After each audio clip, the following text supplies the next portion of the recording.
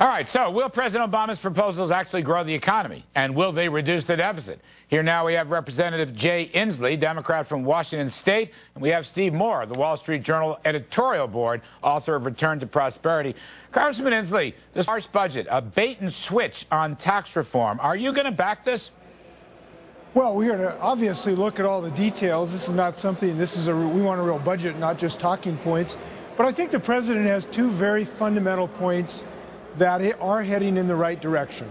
Number one, we need to restrain the rate of healthcare inflation rather than just giving people vouchers and turning Medicare into Medi-Gone. Now, I'll just tell you what I know about my friend Mr. Ryan's plan. He doesn't want to call it a voucher, but if it walks like a voucher and it quacks like a voucher, it's a voucher, and that's what the plan is. We need to cut medical inflation rather than throwing grandma from the train.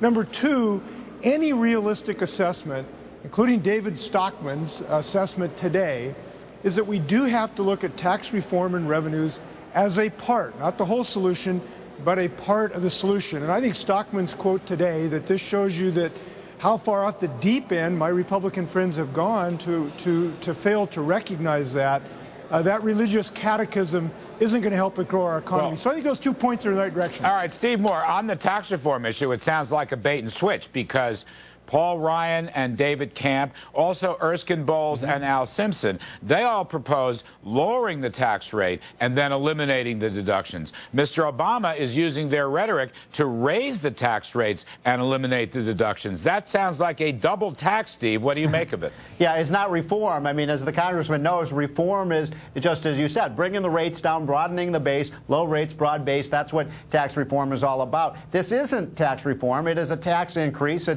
It's aimed at the rich. I think this is old, kind of tired liberal, soak the rich philosophy. What I was really disappointed about, though, Larry, is, you know, for the last 2 months, all we've heard from Democrats in Congress and the White House is, you know, Republicans shouldn't just aim their knife at the domestic discretionary programs. It's time to take on entitlements. Paul Ryan has done that. You know, nobody agrees with everything he says, but the president didn't put any entitlement reforms on the table.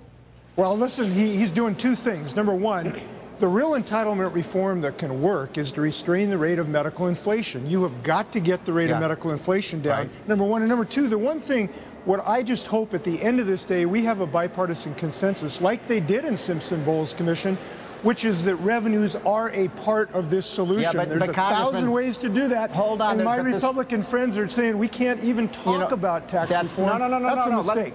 I don't think so. And this is a really important point, Larry.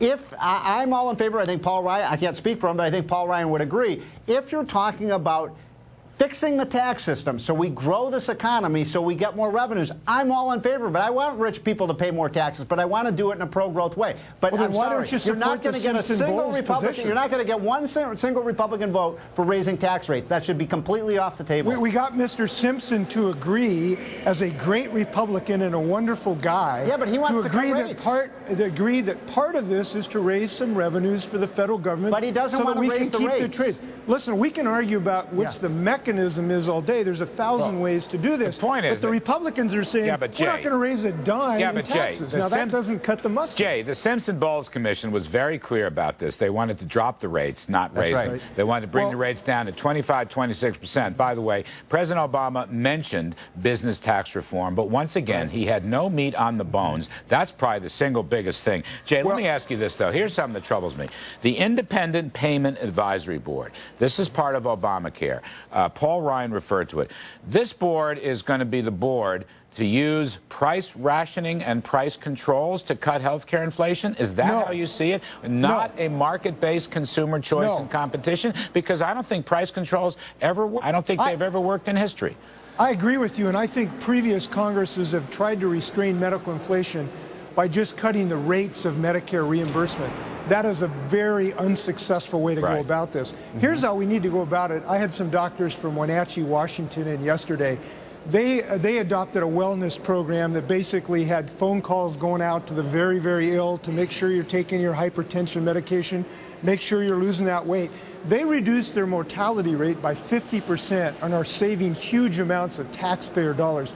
That's the type of reform we need that will really restrain medical inflation, and that's the kind of thing we can do through this position of these accountable care organizations. you can do that. I agree with everything you just said, but you can do these kind of wellness programs very successfully through the competitive consumer choice model. And I think, Larry, that's the big philosophical difference. Whether you use more of a kind of price control central command model, or whether you let millions of consumers go out and buy the kind of health insurance they want, that will bend the cost. I want to get down. your takes real quick. Yeah. We're in the last 60 seconds. Okay. $750 billion of savings on spending cuts, Steve Moore. Where's that coming from? Mr. Obama did not specify. It sounds like he's extrapolating 12 years from the budget CR deal, the shutdown deal. Where's this $750 billion coming from? Well, it's completely unspecified. The only cuts that I heard the president enunciate in this speech were defense cuts. And by the way, I'm in favor of some defense cuts as he is, but I think you got to broaden the base. You got to do much more in terms of domestic discretionary. And let's face it, you got to repeal Obamacare if you're going to be serious about it. Last 25 seconds, Congressman Inslee, give you equal time. Where are these $750 billion in cuts coming from? Well, we are fighting some wars, but we're not fighting Germany or Japan anymore, and yet we still have a military structure designed to do that. We've got to really look at a serious force structure in our Defense Department. There are huge savings there. It's not the only place.